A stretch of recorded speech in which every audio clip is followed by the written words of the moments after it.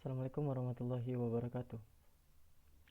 Perkenalkan, nama saya Noprensa Kurnia Putra dengan nomor BP 19101152610351, berasal dari kelas SI 8 atau Sistem Informasi 8. Baik, di sini saya akan mencoba menjelaskan tentang sistem yang berada di lingkungan di tempat tinggal saya. Itu saya mengambil sistem pemasaran.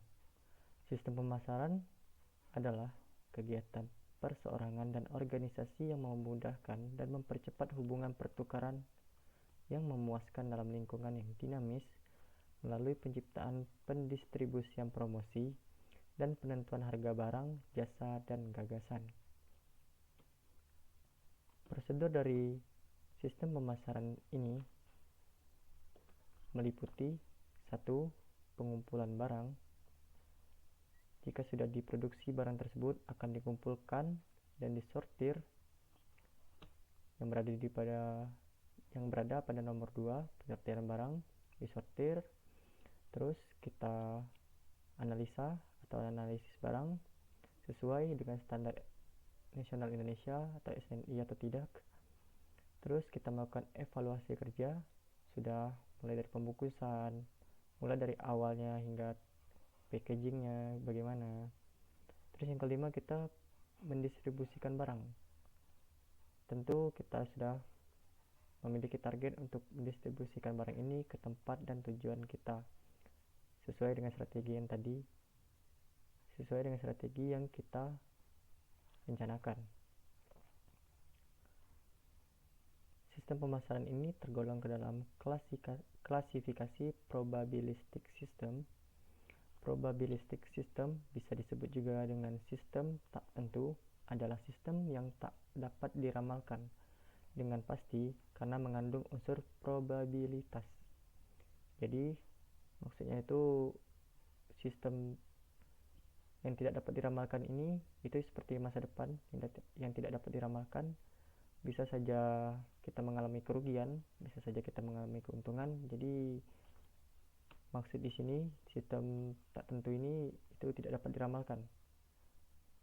Komponen-komponen sistem pemasaran terdiri dari pertama, penjual atau si produsen, kedua, barang atau produk yang ingin kita pasarkan, tiga, peralatan, dan keempat, konsumen atau pembeli.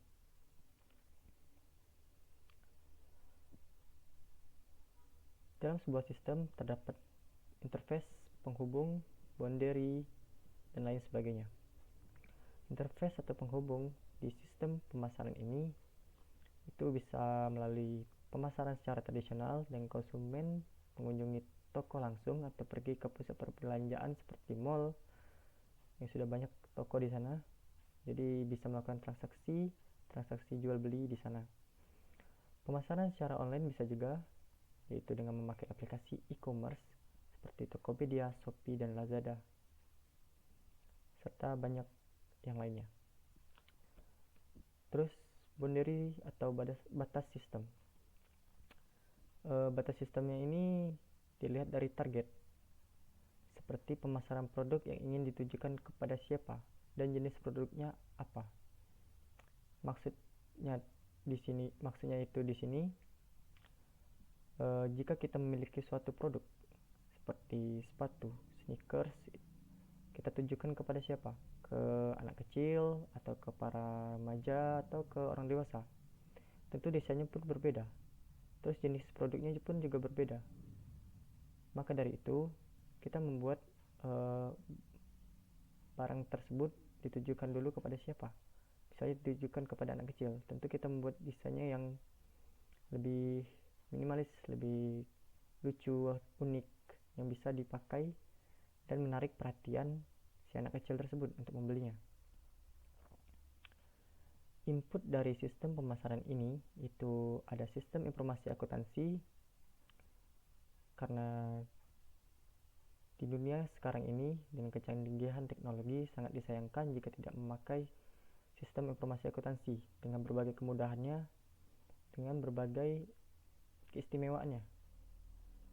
Sistem informasi akuntansi mengumpulkan data yang menjelaskan transaksi pemasaran perusahaan. Jadi jika kita menjual barang dan barang kita terjual, itu akan tersimpan di sistem informasi akuntansi. Ini sejenis aplikasi. Intelijen pemasaran mengumpulkan informasi dari lingkungan perusahaan yang berhubungan dengan operasi pemasaran. Kita dapat mengetahui persaingan pasar itu bagaimana dengan mengumpulkan informasi dari lingkungan perusahaan. Bagaimana kinerja kita di perusahaan agar bisa berjalan dengan maksimal dan penghasilan kita sesuai dengan target yang telah direncanakan. Terus kita yang ketiga melakukan riset, penelitian mengenai operasi pemasaran. Adakah kendala atau masalah yang dapat memicu kerusakan atau kegagalan di perusahaan kita? Itu perlu kita melakukan riset untuk melakukan pengembangan. Terus kita setelah melalui input, tentu kita akan melakukan proses. Proses di sini sistem pemasaran, yaitu yang pertama analisis situasi pasar, yaitu mengamati berbagai struktur dan analisis pasar, segmentasi pasar, analisis pesaing, sistem informasi pemasaran, dan juga riset. Kita analisis situasi pasar, bagaimana keadaannya, kita harus cerdas, harus bagaimana jika kondisi kita sedang tidak begitu banyak orang yang membeli barang kita, tentu kita akan melakukan diskon untuk menarik minat pembeli. Terus desain strategi pemasaran, yaitu membahas tentang konsumen sasaran, analisis penentuan posisi, strategi penyeleksian untuk setiap situasi persaingan, dan strategi produk baru. Tentu seiring perkembangan zaman ada yang namanya itu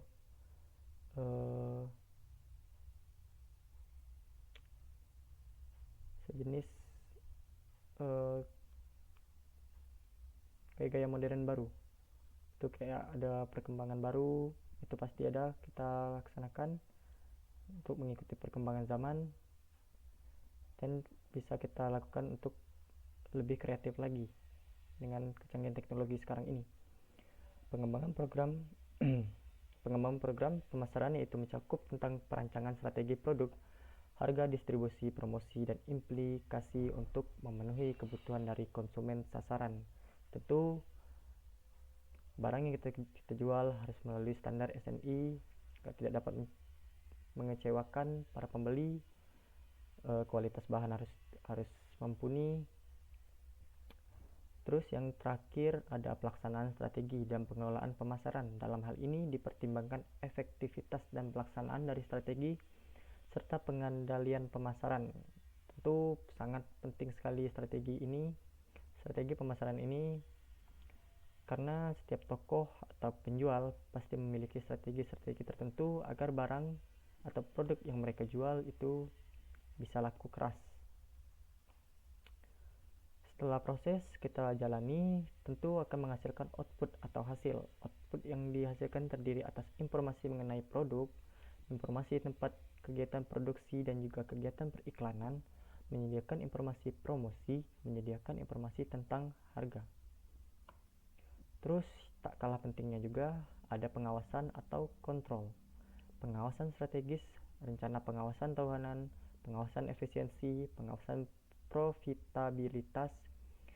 Kita bisa memakai salah satu dari ini untuk melakukan pengawasan terhadap perusahaan atau organisasi.